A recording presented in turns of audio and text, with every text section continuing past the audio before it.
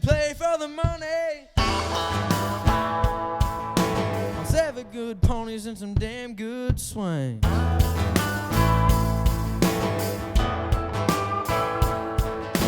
get your team together, get fired up.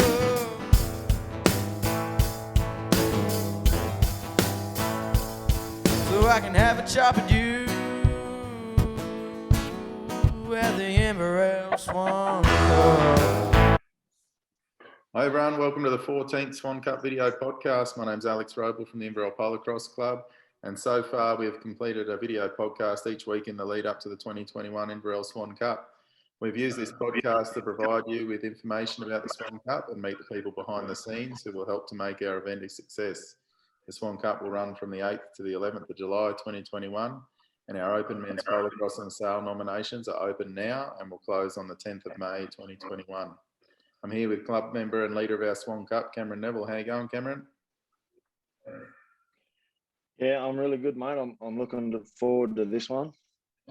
Excellent. Now, special guest this week is Alan Hannaford. Thanks for joining us, Alan. How you going? Very well, mate. Thank you. Thanks for having me. And so first of all, thank you again for coming on board, Alan, and doing a podcast with us. As far as, getting to know you, those sorts of things, you've been invited to compete at the World Championship Camp Drafts at the Royal Show 8 times on 6 different horses. You've suffered trigeminal, is it, neuralgia, often called the suicide complaint, and survived. You're a professional speaker, and you're well qualified to speak on resilience and mental toughness. Can you tell us a bit more about your story, Alan? Oh, mate, I was born into a cattle farming family. My father was a dairy farmer, and he just kept his cows and made them to beef bulls, and grew from there. I spent 10 years at a local school. I went to school in Sydney for 2 years. Then I went to Ag College at Yanco for a year and left. And after that, I specialised in working in cattle and digging post holes. And I wasn't too much involved so much in the business of what we did. And it grew into a very successful operation. And then it broke up with a family dispute in '92, which was very disappointing. But mate, my whole life has been about cattle and riding horses and working cattle with horses. And my natural progression was, I remember distinctly going to Pryde show at the time, and it would have been probably about in the mid-70s, maybe 74 or 5. And I saw it, they had a camp draft, and no one had camp drafts, they weren't run. There were 3 people in the camp draft. And I thought, gee, I had a look at what they were doing. I thought I could do this. And in the space of 18 months, Braden himself was running the camp draft. And I grew and got into it. I was a late starter. I didn't start camp draft until I was 29. And but it's been a wonderful journey. It's been a wonderful journey not only for me but for my wife Kathy, and it's been a great culture for our children to participate and grow up in. So yeah, that's me, mate. We had retail shops for 20 years, so I've had a fair bit of experience with running businesses and dealing with a lot of people. And I got into the public speaking thing a little bit by accident. A bloke didn't turn up for a speech one night, and I had a lot of droving stories that we'd been telling around the fire and all that. And this bloke said, "Can you do me a favour and come?" And I went down the coast, and there was 150 people turned up, and I had I had a format about what I was going to do, but I simply told the story of when my wife and I and our girls went away on the road for a year.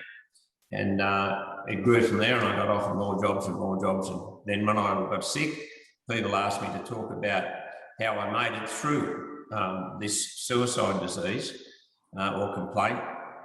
And I worked out my own formula of how I could live from day to day, from moment to moment. And that's really what that's what made me survive, with the help of my family. And then so I'm here, and I toured a lot and spoken to a lot of people about how they can improve their lives and how also they can cope with hardship and be better at sport and be better in their own lives. Yeah, for sure. Mate, Alan, I really appreciate you coming on and giving us 5 minutes of your time. And mate, I want to talk to you about your suicide disease and different things, and this month being Mental Health Awareness Month and different things. Alex and I just thought this might be a relevant time to talk about not necessarily mental health, but I want to talk to you about mental toughness and how we deal with it in our sport, and how you've dealt with it yourself, especially going through the disease. Can you just tell us a little bit more about your disease and the effects it had on you, and then the people and the time frame it took you to get through it all? Sure, mate. It happened by accident. When I say by accident, everything's got to start at some time. I was actually competing at Warwick, and I was in the middle of a run. I'll never forget. I was right in the middle of the two peaks, and I got this pain in my forehead that was like a knife just driving straight into the front of your face. And it took me completely by surprise. I nearly fell off, and I thought, gee, and then it just went away. It came and went like that. And I didn't even bother telling Kathy about it. And a fortnight later, the same thing happened, but in a different spot on my face. And then I went to a doctor and I told him about it. And then one of the disappointing things for me was that I went to so many doctors before I was diagnosed. We ended up going to 13 doctors, and everyone was having a shot at it. I either had shingles, or I had this, or I had something else, or I must have had an injury. And the classic thing, one fellow said to me, a doctor, Canberra, he said, "Oh, mate," he said, "I can tell you what's wrong with you." He said, "You've got a piece of steel or something in your eye." I said, "Listen, mate," I said, "if I had a piece of steel in my eye," I said, "I would have been the first to know, because I would have known it came from somewhere." I said, "I had a steel in my eye." Anyway, he said, no, "I'm the doctor here," which is an interesting quote. I've got that a couple of times. "I'm the doctor here." Blake said, he said, "Mate," he said, "you're going to go to an eye specialist." I said, "Righto." So I said, "I don't want to come back to Canberra again." He said, "Well, I can line you up now. We can make an appointment this afternoon." So I went across, went to the eye specialist. He said, "Mate, you got nothing in your eye." I said, "You're not going to charge me to tell me that, are you?" It was just so bizarre, all these things that were happening, but I was gradually getting worse. And it got worse over a period of 3 years. And then I had it for 5 years all up. Well, the last 18 months was pretty bad, but the last 6 months was horrific. And I got to a stage where I couldn't drive a car. I couldn't wear a hat. I couldn't, and in the latter stages, in the SCA, we have to wear helmets when we compete. And I cut the front of the inside out of my helmet so I wouldn't touch my forehead or my face. And anyway, this sort of went on. I got to a stage I couldn't do anything. And there's a couple of factors in this that I think are a good lesson for everyone in their own lives, for their own families. And I went to see this guy in Sydney, a specialist, and he was putting Botox in my face. And that's the stuff they put in your face to make you look better, you know. And I mean, you couldn't make this face look better, you know. So you've had a bit. Yeah, and modest, you know. So this guy, he goes, this is after 3 shots, $1,000 a shot. He said, "Look, what I'll do," he said, I'm going to, yeah, right, I will continue on with the treatment." So he walked across and he put his white jacket on. I said, "Mate, that's the end of that. Not having any more of that." And he said, "But listen, I'm the doctor." He said, "I can tell you." I said, "Mate, this is finished. We're not doing it. No good, not working." So we went outside, and there's a few things here that mightn't seem much, but they're very relevant in a lot of it's been relevant in my life, and I've made it that people become aware of it, which becomes relevant in their life. We were driving home, and I remember being at a camp draft at Murrurundi 100 years ago, which must have been, I'm thinking, maybe in the early 80s. And there was an old guy there, and I don't know his name, but I remember he'd been talking to old Tiger Batterum and a couple of those fellas, and this guy just started talking, and I said, "Oh, mate," I said, "How old are you?" He said, "Oh," he said, "I'm too old." He said, "I'm an old fella now." But he said, "I've been to all the doctors." He said, "I'll tell you what to do if you ever get anything really wrong with you."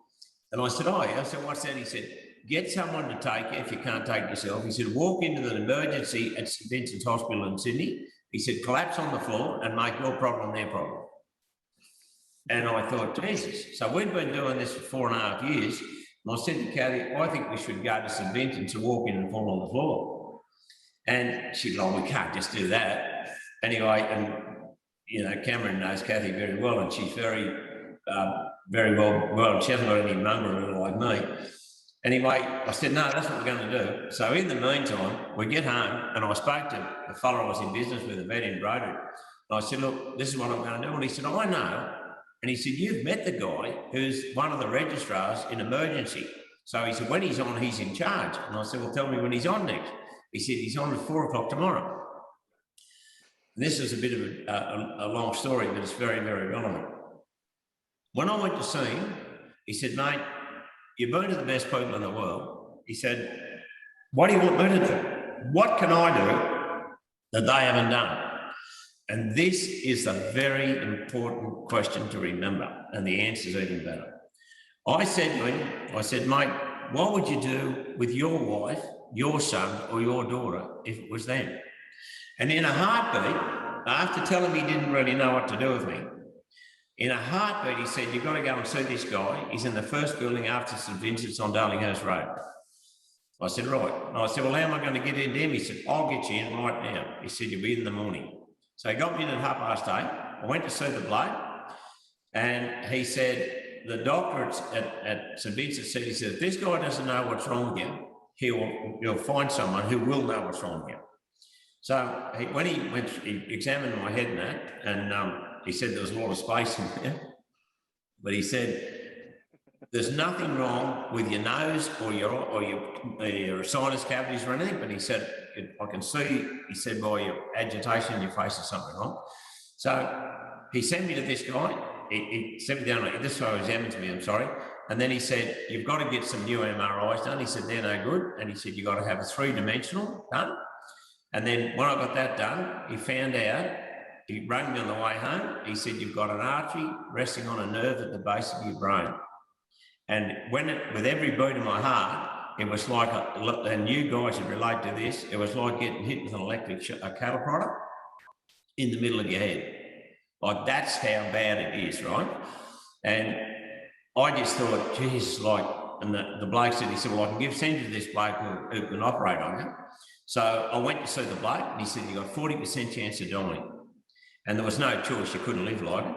So he fitted me in at his first available, which was 2 days later. I thought I'd be waiting forever. And he operated, and he put a spacer in my head, and I've got a scar down the back of around the back of my head, and I always call it my lucky scar. And it solved the problem. I was 100% after it. So, but the deal that I learned out of this was how to cope with the pain, and not only how to cope with the pain, but I set up a plan of how I could live. So the first thing I did was I set myself a goal, and I set myself the goal that I would find a cure. So my goalposts were shiftable. And Kathy, I couldn't sleep any more than 2 hours a day, and I was probably drinking a bottle and a half of scotch or a bottle and a half of rum a day. And the pain, I was on morphine, I was on all the drugs in the world, and it was just horrific when I look back on it. It actually, I think it was worse than what I really had, what I thought it was at the time. So I worked out, in our lounge room at home where you've been, Cameron, there was a TV in the corner. We had a big clock in the middle on the wall, and the other corner was a fireplace. And this is the middle of winter when this is going on. And I used to look at the clock, and I divide my hours into 5 minutes, and I would think of something for 5 minutes. And it might have been, how I could fix a cattle crusher, or how I could learn to, fly a jet plane, or whatever these scenarios I've come up with. I'd focus on that for 5 minutes, and that would get me to the next 5 minutes. And that's how I got through the nights on my own. And every now and again, I used to think, because I'd read all about it, and I read how so many people take their own lives, and I always used to think, what a nuisance if they found the cure the day after I did myself in. So I just thought, and I also had great support of my wife and my children and a couple of mates, and that's what saw me through. But you talk about toughness and resilience, we're all tougher than we think we are. Every single one of us have got things in us that we don't know that are there. And you can teach yourself resilience and you can teach yourself mental toughness. And I spent a few years in the army, and I was very lucky that I got involved with some very smart people. And one of the guys that I remember distinctly learning a lot from, he said to me, you know, he said, when you learn something, you mostly don't learn it all at once. You learn it in little pieces. So he said, when we train people to be tough, we don't, and I'll use this as an example, we don't send them out and make them run 150 Ks with a backpack. We'll send them out and we'll make them run 5 Ks. And the next time they go out, they might run 5 Ks. The next time they'll run 6 Ks. And he said, you cannot believe it. You can build up your own resilience and your own mental toughness by exposing yourself to a little bit more all the time. But the other deal is I believe that most people give up because they fail a little bit or they fail a lot. And if I quit every time I failed, I would never have achieved anything. When I was a kid, I went to pony club. My father and mother didn't have a lot of money. They were busy making a few bob and building up some asset. And I said to my father, I said, can I go to pony club? And he said, yeah. Well, he said, why don't you go to the show? And the Braidwood show was on. And we didn't have a horse float. We lived 4 miles out of town. And he said, well, you can ride to town. You just go like you are, you know. So I just had a pair of jockers. And I had a chaff bag for a saddle cloth. And I had an old saddle that my grandfather had. And I had red hide reins, and she was a pretty rough setup, I can tell you. So I went in, and when I get there, all the kids from Canberra there, and they all had their beautiful little, you know, tunics on, blues, and all the bright gear, the little velvet helmets and all that. So this bird rides up, and the fellow who was running the show, he said, so Alan, he said, you can go with this young lady here. So I go across, and this girl looks at me. She's got the most beautiful, well-groomed grey pony, and she said, can your horse change leads? And I said, if he does, he'll fall arse over head.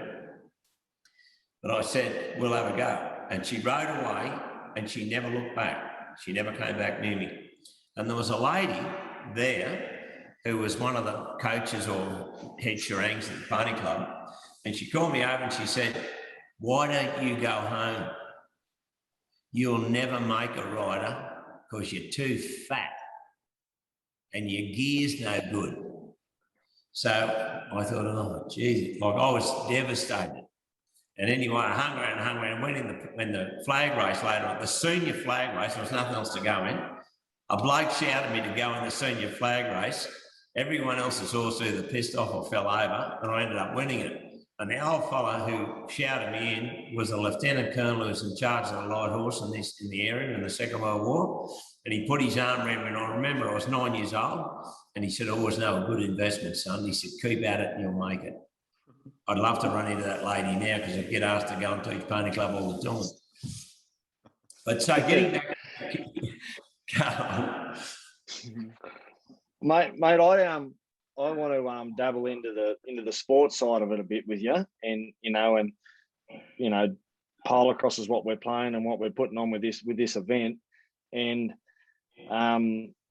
like you dabbled on a little bit, like you can teach mental toughness and you can teach, bit of resilience, and in our sport, it's a team sport. It's a bit like footy, you're relying on other people around you and different things, and where our game's rated on, how many goals you can score and how many they can score and different things. So like, how do you build someone up, or how do you get yourself in a team that's pretty even against another team that's pretty even? Like, is mental toughness the difference? If the ability's the same, the horses are the same, is it someone's mindset going onto that field? Does that make him a stronger player and a better competitor than the person, that's half on the grog, having a good time, just chilling about? Like, can you dabble into that a little bit? That's very well put. It's a good question. I'll answer it in a couple of ways. The first thing was, there was a German dressage rider who came to Australia many, many years ago, and he was being interviewed. And I remember watching him, and there was a young lady interviewing him. And she asked him, she said, if you had the pick between someone who was brilliant and someone who had a lot of try and dedication, who would you take? Oh, he said, I'd definitely take the person with try and dedication. So he said, because they will work, they will do the training. And I was so that's my thing, is you've got to be in, see, you're talking about the team sport, you've got to have people around you that make you better. So I always look at anyone who I deal with, I always like them to make me better than what I am, and I always look to make them better than what they are. That to me is part of the whole deal. Now, in a sporting situation, there's a thing that I find very relevant in individual sport, in team sport, and in your life. And I often ask people the question, how do you pick your friends? People go, I've got a lot of friends. Well, I can tell you, and I know some of your friends in relation to your mum and dad, but in your life, you haven't got many. Now, people get a shock when they go and examine it and they find out just how few they've got. Now, you guys, Alex, you can answer this for me. How do you pick your friends? How do I pick my friends? Your true friends. How do you pick them? Oh, they're probably the people that are there when you're at your lowest, who can help you, the ones who turn up regardless how well you're going. They're the people who support you in those moments when you feel like you've got no support from anyone. I don't know. That's pretty good. That's pretty good. But putting it a little bit more simply, a friend, a true friend, is someone who wants you to do very well, no matter what. And you want them to do well.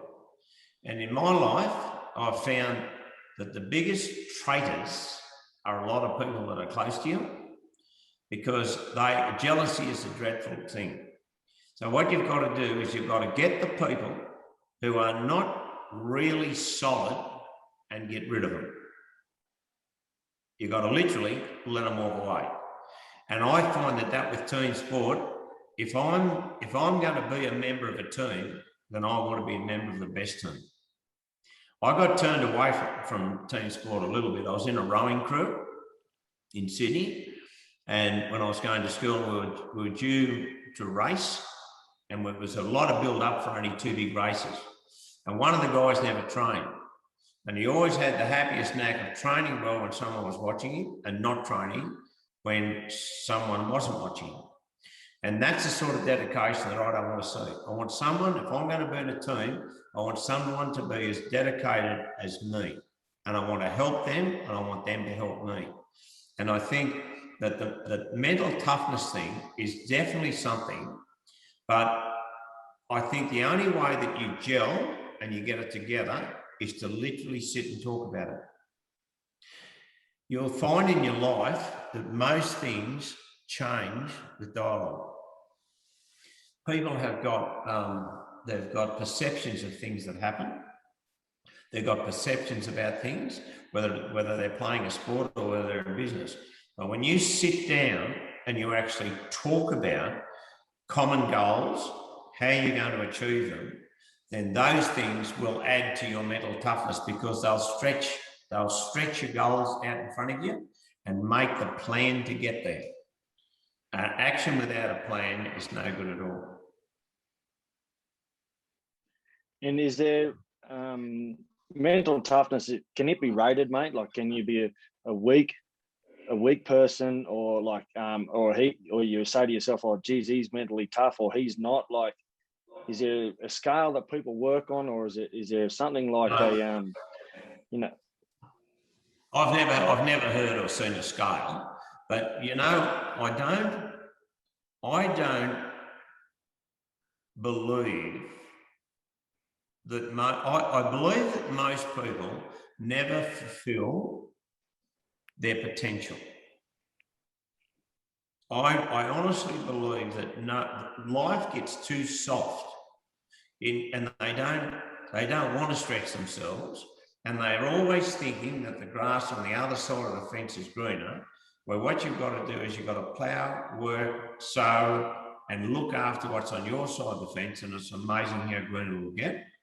I don't think I can scale mental toughness, but I think I can teach mental toughness to people.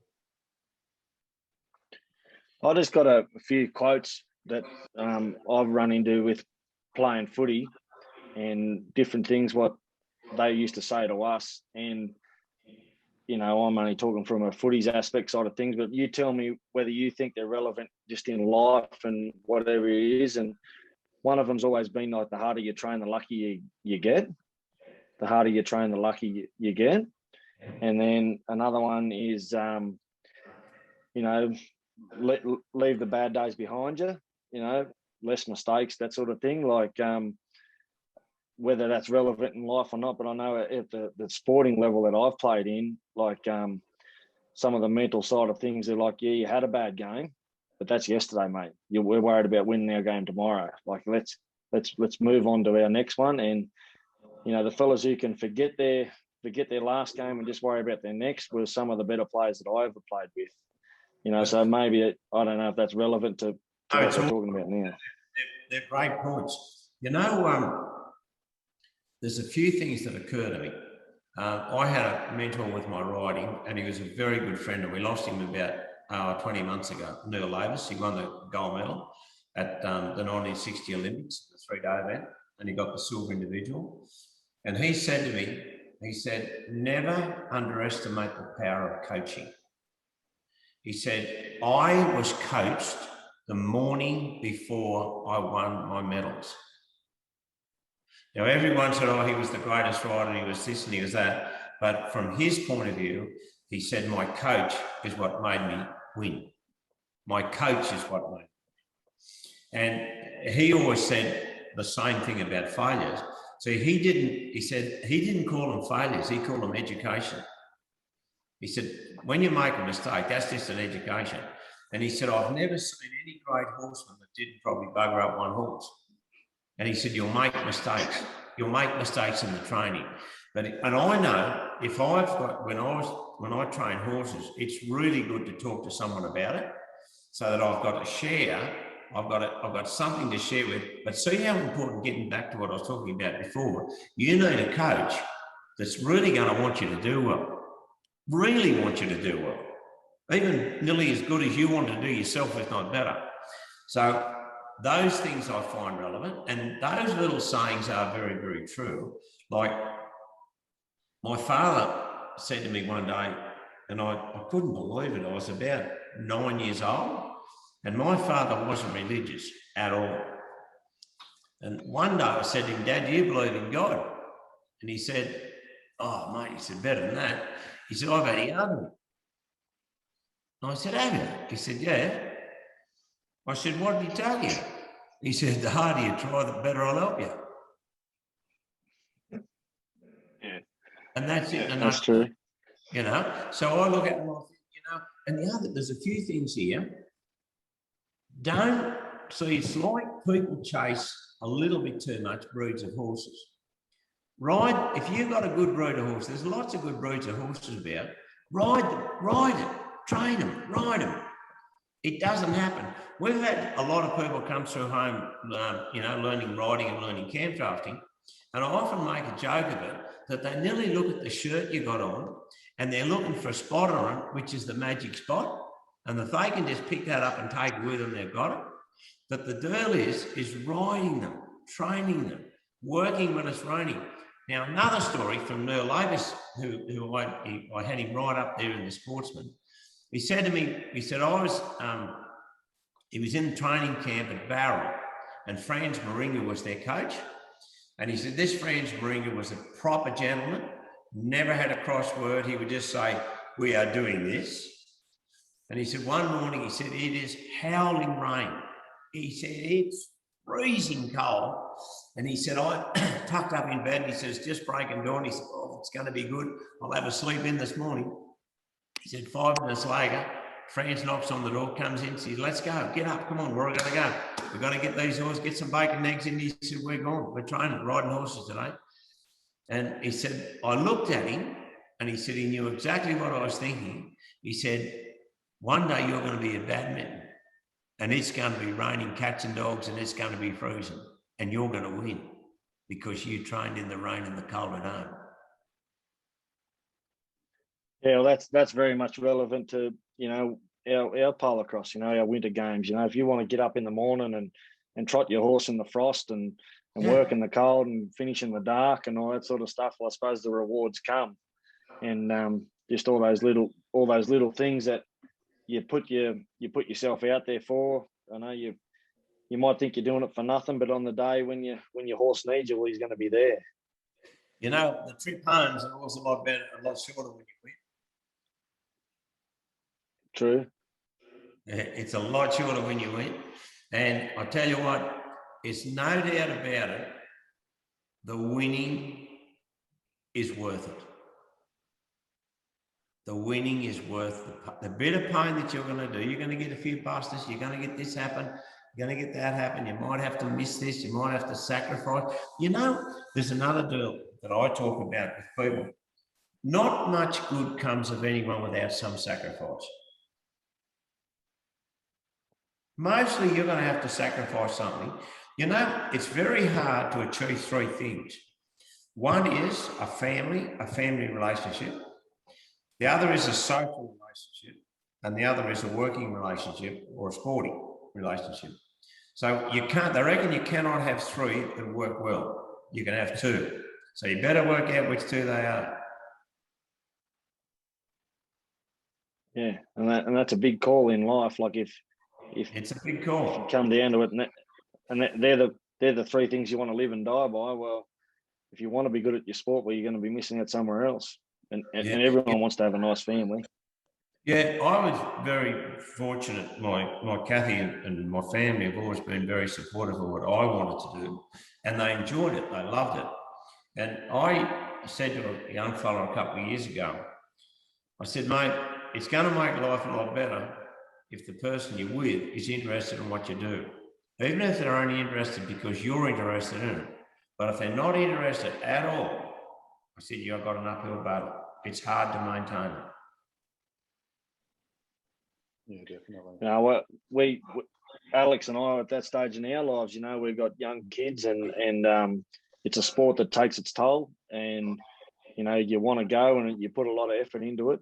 So you got to make sure you're doing the things right at home just so you can enjoy your time when you get it. So it is a juggling act, and it's another one of them quotes I used to say, like, if you'll only play good on the field if things are good at home, like there's sort of little things that they used to say to us. That's what I was just going to say, that like you've got to be free to do what you're doing. You've got to be free from your sport to enjoy your family, but you've got to be free from worry and responsibility if you're going to be good at your sport. It'll bust you. You can't do it. But they're great. It's all worth it. It's all worth it. It's worth the sacrifice. It's worth doing. And I look at it today, and I look at the growth in horse sports, and people often say that, I want to do this and I want to do that. And I said, well, that's all very well. You turned up late this morning. I said, what chance you got? Blake said to me here not too long, he said, I get robbed. Every time I go to a draft, he said, I get robbed. I never get as many points. I said, really? So this went on for a bit. And I said, well, have a bit of a think about it. I said, you turn up, you look like you fell out of heaven. I said, your horse's mane isn't cut. I said, your bloody saddle cloth, you had it just dirty. And I said, no, never cleaned your saddle. I said, when you walk into the yard, I said, your helmet's filthy. I said, if I'm judging, I'll look at you and I'll go, wonder what, not much is going to happen here. And I said, usually not much happens, and that's why you're getting robbed in your eyes. You've got to give yourself every chance. Definitely. Yeah, no, I couldn't agree more. Now, Alan, if you could summarise things for everyone and just tell us how important that mental toughness is one more time before we go. If you could summarise that, how would you do it?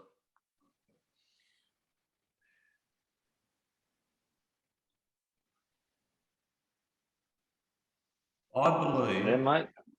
Yeah, I'm here. I'm just making sure I get this right because I'm dealing with a couple of smart fellas here. I think, mate, you will be as tough as you need to be. So set your goals high and your mental toughness will get to match it as long as you've got the fire in your belly. If there's no spark, there will never be a fire. And when you've got the spark, if you take the action and you set your goals high, your mental toughness will click in and you will achieve your goals. Excellent. Alan Hannaford, thanks for joining us this evening. And we're really appreciative of your time. As we've been talking about, we know everyone's time is extremely valuable, but thank you once again. Thank you for asking me. I really appreciate it. And thanks again, Cameron. All right. Good night, boys.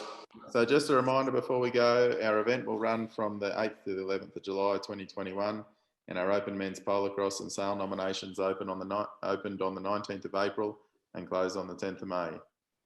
Thanks very much for joining us, gentlemen. Good on you. Good night. Thanks, mate. Good on you.